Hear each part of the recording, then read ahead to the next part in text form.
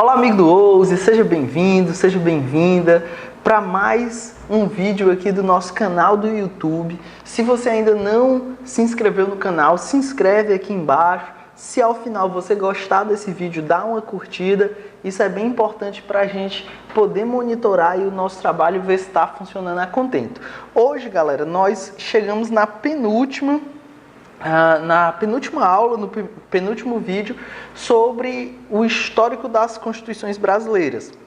A gente está fazendo uma série aqui de vídeos sobre a história constitucional brasileira.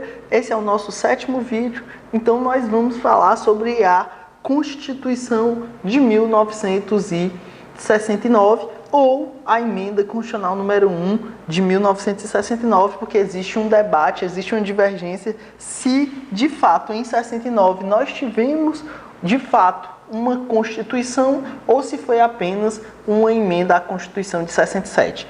Então, a gente terminou o vídeo passado falando que ocorreu o AI-5 em 1969, ocorreu o recrudescimento da ditadura militar com o AI-5 e depois desse recrudescimento, logo na sequência, foi feita uma emenda à Constituição de 1967 e essa emenda mudou drasticamente, mudou severamente a Constituição de 67. Praticamente todos os artigos da Constituição de 67 foram alterados.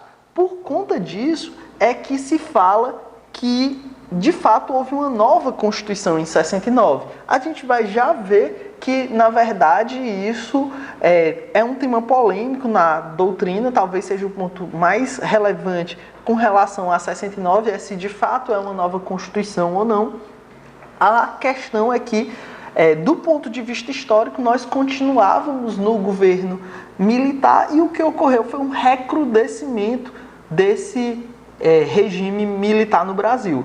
A 69 continua tendo um parâmetro de Constituição outorgada, República Federativa, mas com fortíssimo centralismo administrativo e político, e nós continuamos naquele contexto, como eu já falei no nosso vídeo passado, de uma tripartição de poderes meramente formal, com muita interferência dos militares nos demais poderes, como ocorrera desde o começo da ditadura militar. Então, nós estamos nesse cenário, vem a Emenda Constitucional número 1 de 69 e muda severamente a Constituição de 67. E aí a gente pode chegar naquele ponto que eu falei um pouco antes. Será que 69 é ou não é uma nova Constituição? E aí existem 3 correntes a respeito do assunto.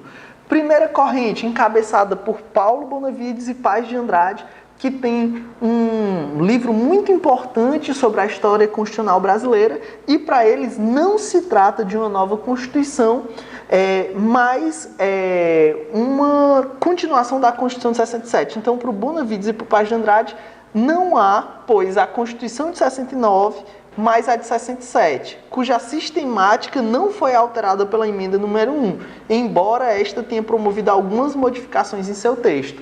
No mesmo sentido seguiu Pinto Ferreira. Tanto para Pinto Ferreira como para Paulo Bonavides e Paz de Andrade, não há uma nova Constituição em 69. Há uma continuidade da Constituição de 67, pois não houve uma alteração drástica. Contra esse posicionamento, vamos ter, por exemplo, o posicionamento do José Afonso da Silva. Para esse, houve em 69, tendo em vista a drasticidade das medidas alteradas e o próprio conteúdo das alterações, houve a manifestação de um novo poder constituinte originário. E por isso, essa alteração quase completa da Constituição de 67 faz com que nós possamos dizer que 69 houve uma nova Constituição. Então, a segunda corrente, que é a corrente que entende que se trata de uma nova Constituição, é encabeçada aí por José Afonso da Silva.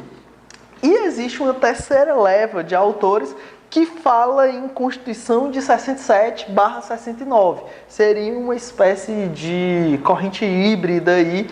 Quem adota esse posicionamento de falar Constituição de 67/69 seria, por exemplo, o Aliomar Baleiro. Então, nós encontramos esse posicionamento na doutrina também. Com relação ao detalhamento, como é que era essa Constituição de 69? Eu, particularmente, entendo que, tendo em vista a drasticidade das medidas, tanto de cunho formal, a quantidade de artigos alterados, quanto de cunho material, eu particularmente entendo que, de fato, há um poder constituinte ali em 69, um golpe dentro do golpe e faz surgir, de fato, uma Constituição. Mas é um tema polêmico. Detalhamento. O governo continua sendo uma república, a forma de Estado continua sendo aquele federalismo mitigado, com muitas intervenções dos militares nos estados. A chefia de Estado e de governo continua com o presidente da República, então continuamos com uma república presidencialista. Os poderes formalmente continuam sendo 3, executivo, legislativo e judiciário, mas no legislativo nós temos algumas peculiaridades. O que eram essas peculiaridades? Já nessa nova fase do regime militar, houve a criação dos chamados senadores biônicos, que eram senadores com indicação do próprio executivo e que não tinham sido eleitos na prática. Então, essa criação dos senadores biônicos demonstra que houve, inclusive, um recrudescimento do regime nesse período. É importante até frisar que não existiram apenas senadores biônicos, existiram governadores biônicos e existiram vários prefeitos biônicos Brasil afora, ou seja, governadores e prefeitos que eram impostos pelos militares, não eram eleitos democraticamente. Isso mostra como o próprio federalismo no período era um federalismo mitigado, não havia uma autonomia real dos entes federativos. O sufrágio para o legislativo, continuava direto, continuava havendo o sufrágio direto, o mandato dos deputados era de 4 anos e de senadores era de 8, lembrando que alguns parlamentares foram cassados nesse período, então havia eleição, mas se eventualmente fosse eleito alguém que desagradasse muito fortemente os militares, eles retiravam do parlamento. Então era um processo eleitoral muito criticável. O Poder Judiciário teve sua competência diminuída. Durante o regime militar, 3 ministros foram cassados e 2 foram forçados a se aposentar nesse período. O Poder Executivo continuou sendo exercido pelo Presidente da República com um mandato de 4 anos e com a emenda constitucional número 8, esse mandato aumentou para 6 anos. E uma peculiaridade era o poder de editar decretos-leis que fazia com que os militares tivessem, por meio do Executivo, uma forte capacidade legislativa nesse período. Controle de constitucionalidade não teve inovações normativas relevantes, apenas assegurou a possibilidade de representação interventiva estadual para assegurar os chamados princípios constitucionais sensíveis, mas houve uma inovação interessante do ponto de vista judiciário, que foi a emenda constitucional número 7, que criou a chamada avocatória. O que era a avocatória? A avocatória era a possibilidade de uma determinada causa no âmbito das instâncias inferiores do judiciário que fosse considerada relevante, o Procurador-Geral da República poderia pensar essas causas que ele considerasse relevantes e levar direto para o STF apreciar. Isso era o Instituto da Avocatória. Alguns autores, quando se fala na DPF, já no regime da Constituição de 88, alguns autores dizem que a DPF, principalmente aquela modalidade da DPF incidental, seria uma forma de restaurar, de restabelecer a avocatória que tinha sido criada pela emenda constitucional número 7. Então, vale esse registro histórico que no período militar existia essa questão da avocatória, que seria essa possibilidade de pensar uma causa das instâncias inferiores que fosse considerada relevante e puxar essa causa relevante para o STF julgar, para já dar efeitos vinculantes e erga omnes de forma geral para todos.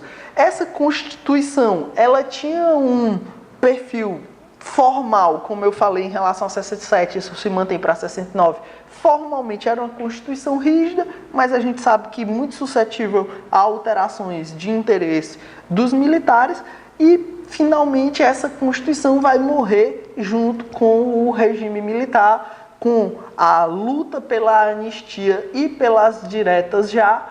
Isso vai se dar finalmente em 1986 e depois da queda do regime militar em 1986 vem a eleição constituinte, a formação da Assembleia Nacional Constituinte e finalmente em 1988 põe-se fim não só ao regime que já tinha acabado em 86, mas também à Constituição de 69, que é suplantada pela Constituição de 1988. E aí temos a Constituição de 88, mas isso é o tema do nosso próximo e último vídeo da série aqui de Constituições, a história das Constituições brasileiras no YouTube. Obviamente, com o fim da série das Constituições, falando da Constituição de 88, isso não significa o fim do nosso canal do YouTube. Eu vou vir aqui para vocês com uma nova série, então logo a gente conclua a série das Constituições brasileiras. Mas ainda falta falar da Constituição de 88, e a Constituição de 88 a gente vai falar no nosso próximo vídeo. Por fim, eu só queria dar uma dica, uma recomendação para quem quiser conhecer um pouco mais do que foi o STF durante o período militar e ver como foi drástica a intervenção dos militares no judiciário brasileiro, em especial no STF. Eu recomendo o livro Tanques e Togas, do Felipe Recondo. Um livro excelente que nos permite conhecer um pouco mais das entranhas do judiciário nesse período dos militares, tá ok? Então, dá uma conferida nesse livro também, continua seguindo a gente, se gostou desse vídeo, dá uma curtida aqui, se cadastra no canal e recomenda o vídeo para algum amigo, algum colega que tem interesse pelos temas que a gente trata aqui, tá bom? Valeu e até o próximo vídeo!